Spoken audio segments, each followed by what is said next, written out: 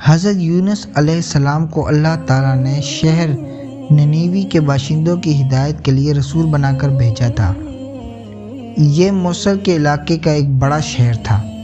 یہاں کے لوگ بت پرستی کرتے تھے اور کفر و شرک وغیرہ بڑے بڑے گناہوں میں مبتلا تھے۔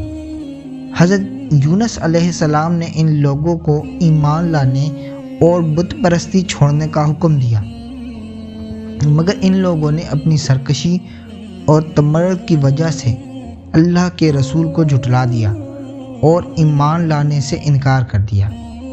حضرت یونس علیہ السلام نے انہیں خبر دی کہ تم لوگوں پر عنقریب عذاب آنے والا ہے۔ یہ سن کر شہر کے لوگوں نے آپس میں یہ مشورہ کیا کہ حضرت یونس علیہ السلام نے کبھی کوئی جھوٹی بات نہیں کی ہے، اس لیے یہ دیکھو کہ اگر وہ رات کو اس شہر میں رہیں تو سمجھ لو کہ کوئی خطرہ نہیں ہے، اور اگر انہوں نے اس شہر میں رات نہ گزاری تو یقین کر لینا چاہیے کہ عذاب ضرور آئے گا۔ رات کو لوگوں نے دیکھا کہ حضرت یونس علیہ السلام شہر سے باہر تشریف لے گئے، اور واقعی صبح ہوتے ہی عذاب کے آثار نظر آنے لگے، کیونکہ چاروں طرف سے کالی بدلیاں نمودار ہوئیں اور ہر طرف سے دھواں اٹھا کے شہر پر چھا گیا۔ یہ منظر دیکھ کر شہر کے باشندوں کو یقین ہو گیا کہ عذاب آنے ہی والا ہے، تو لوگوں کو حضرت یونس علیہ السلام کی تلاش اور جستجو ہوئی، مگر وہ دور دور تک کہیں نظر نہیں آئے۔ اب شہر والوں کو اور زیادہ خطرہ اور اندیشہ ہو گیا، چنانچہ شہر کے تمام لوگ خوف خداوندی سے ڈر کر کانپ اٹھے، اور سب کے سب عورتیں، بچوں، بلکہ اپنے مویشیوں کو ساتھ لے کر اور پھٹے پرانے کپڑے پہن کر روتے ہوئے جنگل میں نکل گئے، اور رو رو کر صدقے دل سے حضرت یونس علیہ السلام پر ایمان لانے کا اقرار اور اعلان کرنے لگے۔ شوہر بیوی سے اور مائیں بچوں سے الگ ہو کر سب کے سب توبہ و استغفار میں مشغول ہو گئے، اور باری باری گڑ گڑا کر یہ گریہ وزاری شروع کر دی۔ جو مظالم آپس میں ہوتے تھے ایک دوسرے سے معاف کرانے لگے، اور جتنی حق تلفیاں ہوئی تھیں سب کی آپس میں معافی تلافی کرنے لگے۔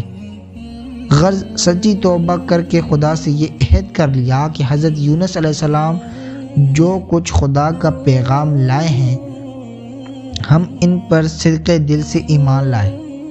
اللہ تعالیٰ کو شہر والوں کی بے قراری اور مخلصانہ گریہ وزاری پر رحم آیا اور عذاب اٹھا لیا گیا۔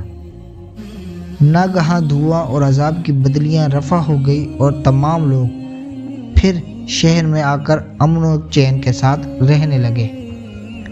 طبرانی شریف کی روایت ہے کہ شہر نینوی پر جب عذاب کے آثار ظاہر ہونے لگے اور حضرت یونس علیہ السلام باوجود تلاش جستجو کے لوگوں کو نہیں ملے، تو شہر والے گھبرا کر اپنے ایک عالم کے پاس گئے جو صاحب ایمان اور شیخ وقت تھے۔ ان سے فریاد کرنے لگے تو انہوں نے حکم دیا کہ تم لوگ یہ وظیفہ پڑھ کر دعا مانگو۔ چنانچہ لوگوں نے یہ پڑھ کر دعا مانگی تو عذاب ٹل گیا۔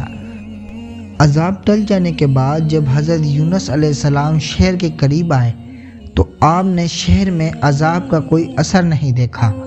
لوگوں نے عرض کیا آپ اپنی قوم میں تشریف لے جائیے۔ آپ نے فرمایا کس طرح اپنی قوم میں جا سکتا ہوں؟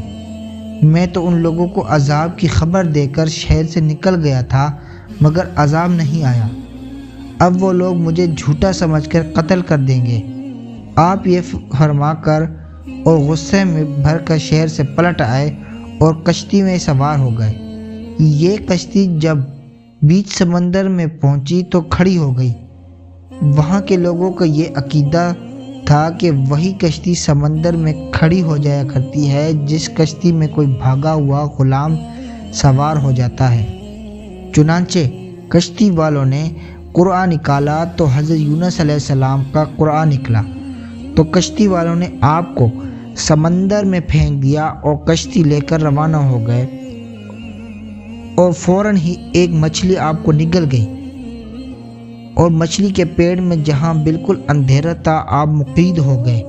مگر اس حالت میں آپ نے آیات کریمہ لا الہ الا انت سبحانک انی کنت من الظالمین کا وظیفہ شروع کر دیا تو اس کی برکت سے اللہ تعالیٰ نے آپ کو اس اندھیری کوٹھری سے نجات دی اور مچھلی نے کنارے پر آ کر آپ کو اگل دیا۔ اس وقت آپ بہت ہی نحیف و کمزور ہو چکے۔ خدا کی شان کے اس جگہ کدو کی ایک بیل اگائی اور آپ کے سائے میں آرام کرتے رہے۔ پھر جب آپ میں کچھ توانائی آ گئی تو اپنی قوم میں تشریف لائے۔